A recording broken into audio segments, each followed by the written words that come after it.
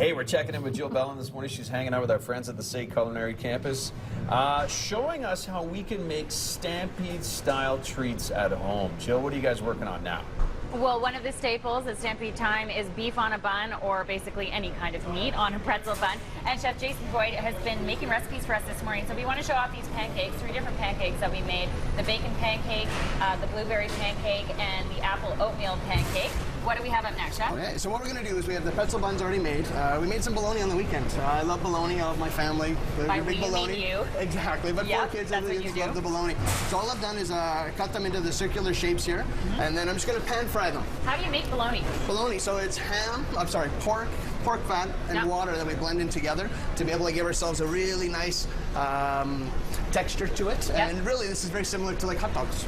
So it's really hot dog burgers, kind of really what we're kind of making. Nicely done. With the end pieces here, again, I throw an egg in there for breakfast and have some fun. But the real reason we're here is to be able to make the pickles. And the pickles, what we're going to use is kosher salt, sugar, rice wine vinegar, and some water. And the vegetables that we're going to use are cucumbers and some shallots. And on the side here, I'm just going to finish cooking these off on the side. Okay. Now, while you're slicing those, the advantage of using a mandolin is it gives us pickles that are all the exact same thickness. And therefore, that's going to give us a lot more of a predictable result with our pickles. We don't have some thick, some thin.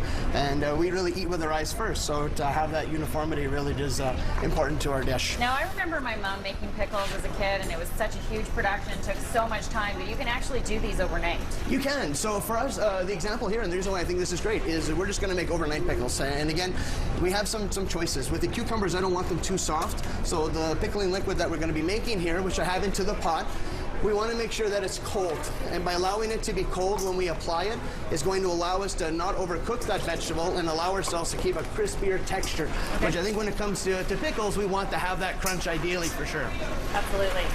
Okay, what are the proportions of the brine there? Perfect. So the brine, again, the recipe that we have is 2 cups water, almost a cup of sugar, half a cup of salt, and 2 cups of rice wine vinegar. So I have something that has really acidity to it, a nice sweetness, and a high salt level to it.